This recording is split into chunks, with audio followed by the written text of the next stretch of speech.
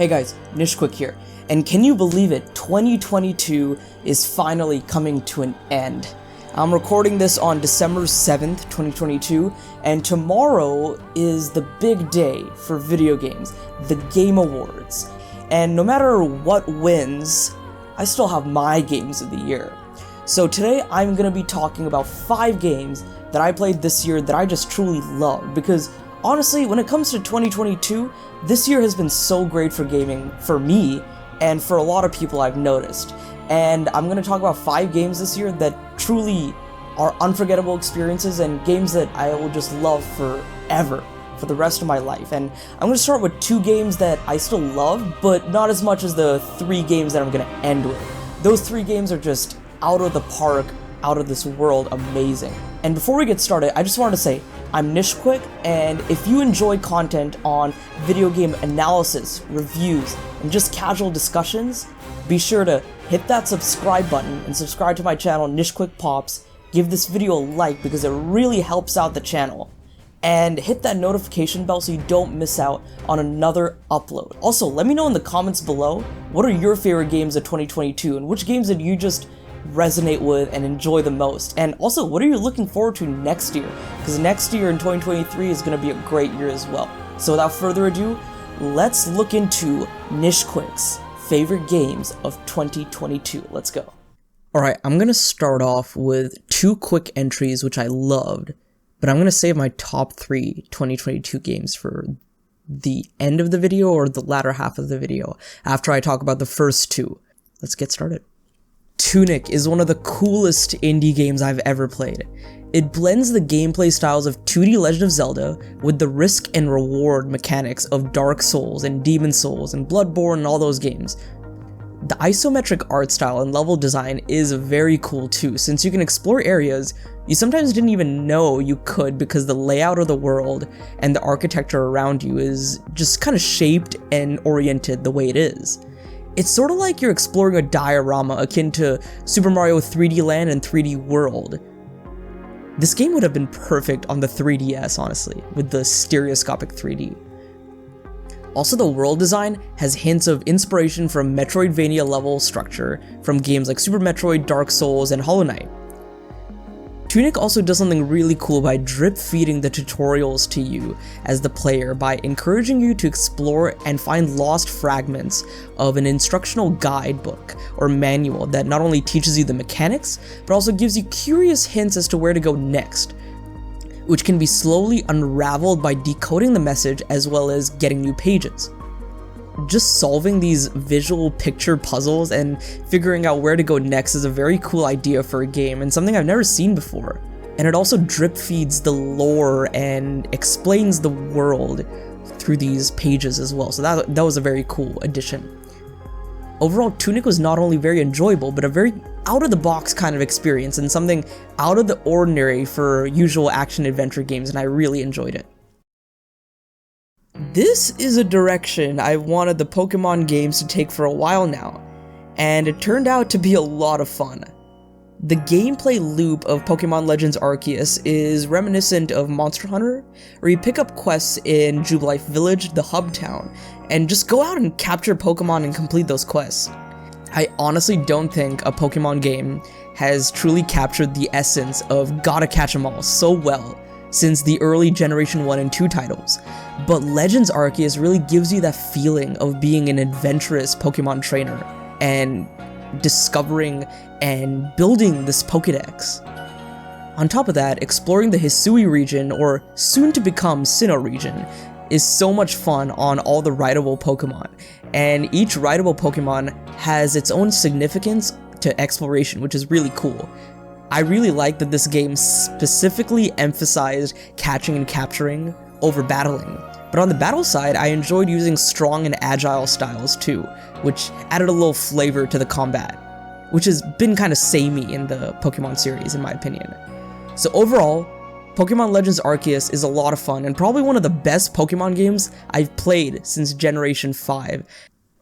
Okay, here are my top 3 games of 2022. And we're gonna start off with a bang.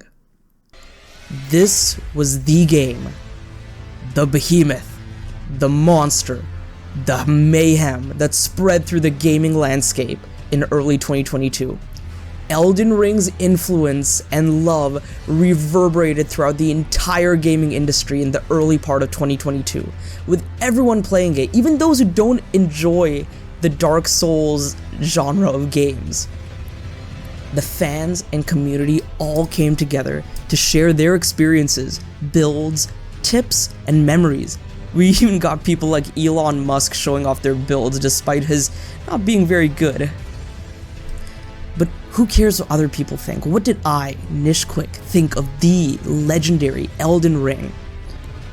I actually haven't really talked about it on the channel, but Elden Ring was the game I played the most this year. Even more than Xenoblade Chronicles 3, if you can believe that. From the moment you arrive in Limgrave, the world is so open and, in a strange way, inviting. Like The Legend of Zelda Breath of the Wild that came out 5 years before, From Software has designed an open world that is sprawling with secrets, bosses, encounters, and treasures galore. The more you explore, the more you'll find to do. You are truly, and I mean truly, never bored while playing this game. I've genuinely not played a game with an open world this amazing since Breath of the Wild, and Elden Ring deserves all the accolades and praise it gets for how well its world is laid out. The game encourages you to seek out new regions and bosses by not only gradually pointing you in the right direction, but also by kicking your ass. And I mean that literally. Since this is a Souls game, it's hard as heck. But sometimes you find bosses and encounters that are just a little too beyond your league. This either is a message to get good, according to the purists, or honestly just go somewhere else. So much is conveyed to you through the actions of this game rather than people and quest markers telling you where to go. Let's talk about getting good. You will die a lot in this game, but also, you're in control of all of that.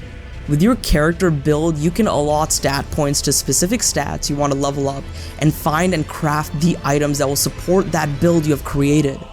The progression and customization in this game is really awesome, since you can be any kind of tarnished warrior you want to be. A magic user, a fierce strength melee user, a high skill dexterity fighter who can dual wield katanas, or anything else in between. The boss fights are also grand and truly spectacular. You'll either find them littered around the world or hidden waiting for you inside giant castles. They really test your patience, grit, and skills when it comes to the mechanics and the boss playstyles and movesets. They're so much fun to fight.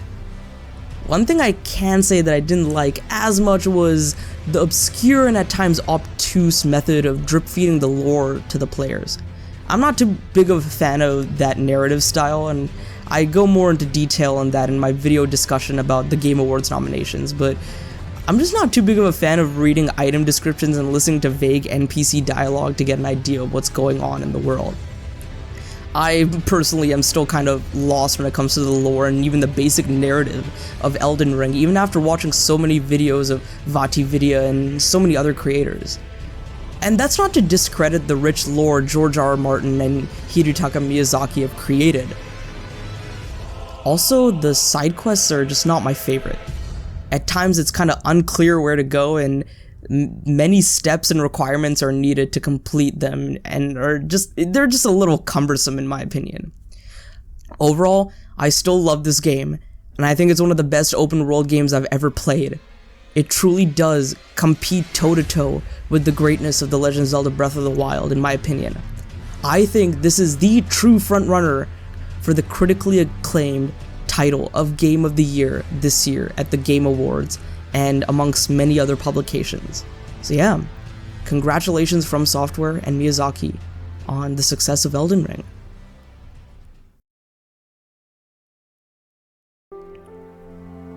So, I made an entire half an hour long review of Xenoblade Chronicles 3 on this channel. So honestly, check that out. I won't go too much into detail here because I just have so many videos discussing this game and how much I loved it, but wow, did this game's hype truly take over my life and the game truly left me elated, happy, and satisfied. The story is emotional, powerful, impactful, and full of some of the most beautiful moments of character development and growth, as well as some spectacular action sequences and fights, all culminating in a climactic and emotional ending. It's a story about the loss of friends and family, the fragility of life and existence, and how we should cherish every single moment, and how stagnating and living in the past will leave you in an infinite state of misery and remorse.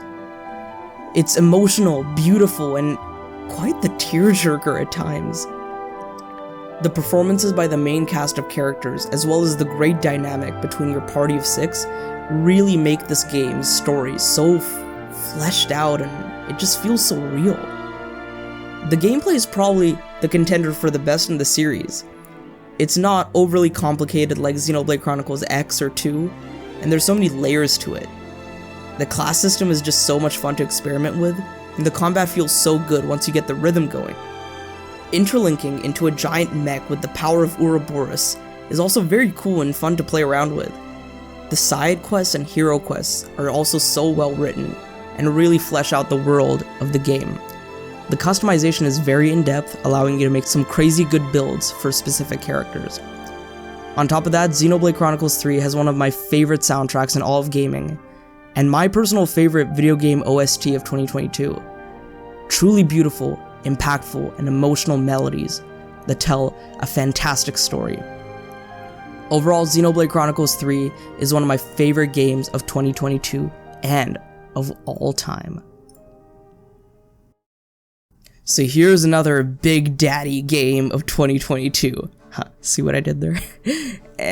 And I gotta say, I just was not very hyped for God of War Ragnarok. The marketing was minimal and hushed, and it looked basically like the same game from 2018 but with a new story, but boy, was I wrong.